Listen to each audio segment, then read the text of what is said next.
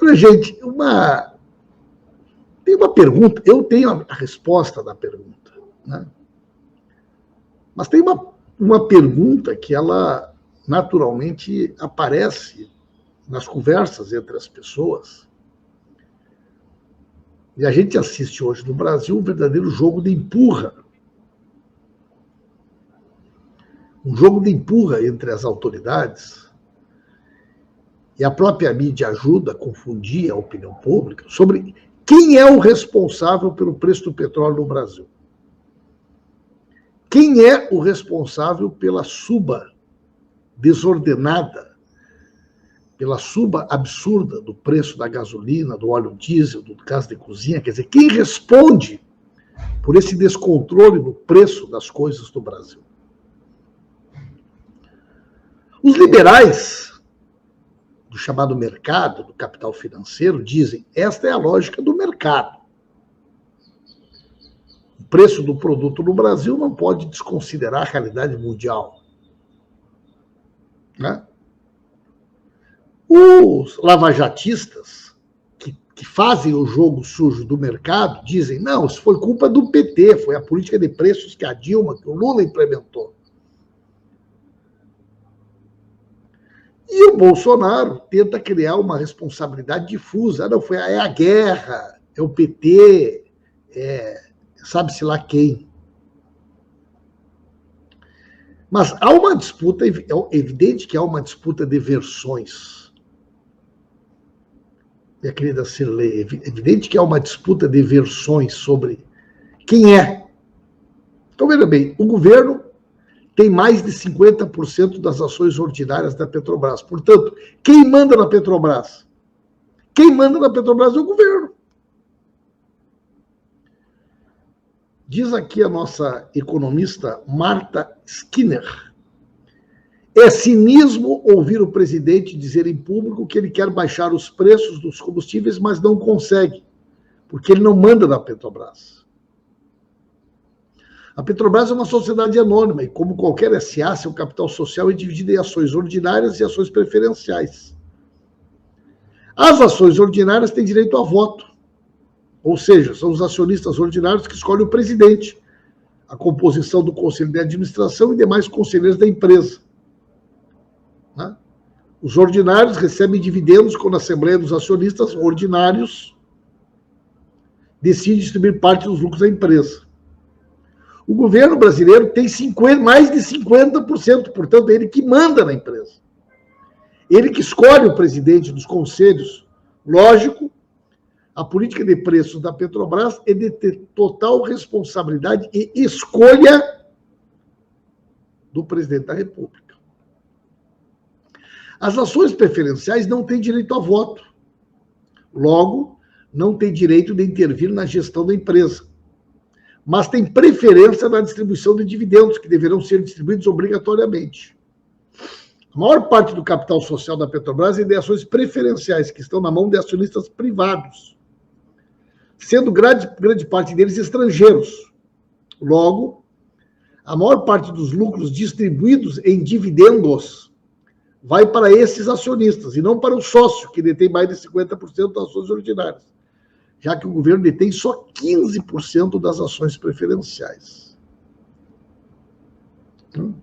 Importante isso aqui, cara.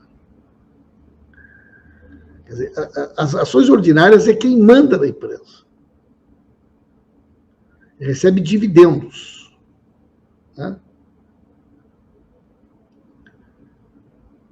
Os ordinários.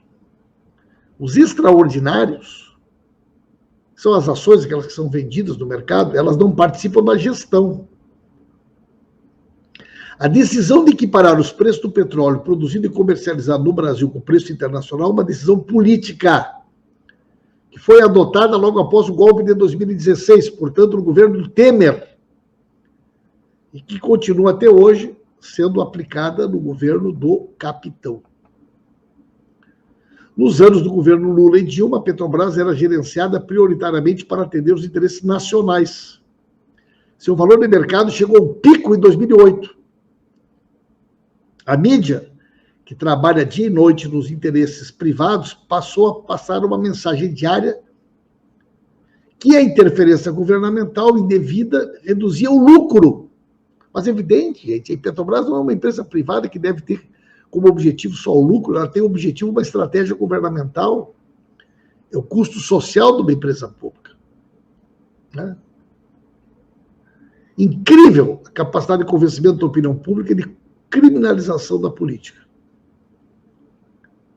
O Ministério Público Federal chegou a denunciar Dilma e a presidente da Petrobras pela política de controle dos preços dos combustíveis.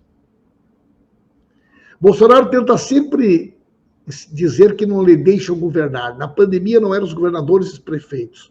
Ou a culpa é do Supremo, ou a culpa é do Congresso.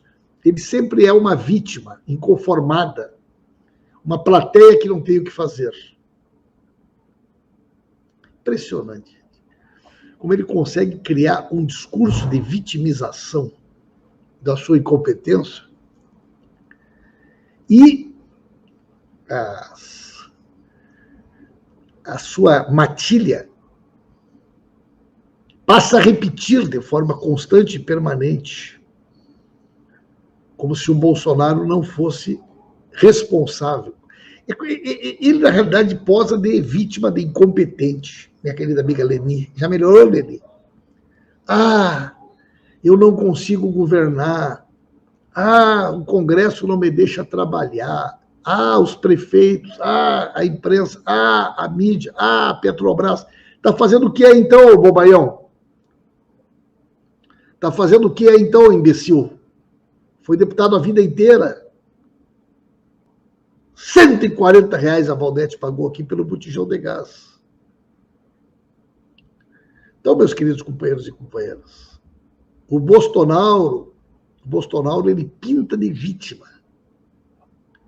E a matilha de puxa-sacos que acompanha esse raciocínio obtuso e primário do capitão repete de forma permanente, exagerada, como se, de fato, a vítima não fosse o povo brasileiro. A vítima é o povo brasileiro. As vítimas somos nós. E não o Bolsonaro. O Bolsonaro pinta de vítima para explicar sua incompetência, para explicar sua incapacidade, para explicar sua covardia. Portanto, quem manda nos preços da Petrobras é o Bolsonaro. Quem é o responsável pelo custo que paga hoje o cidadão na bomba da gasolina, do óleo diesel e do gás de cozinha é o Bolsonaro. E se o Lula fosse o presidente, a política de preço da Petrobras não seria essa. Seria outra. Essa é a verdade. O resto, gauchada, o resto é conversa para boi dormir.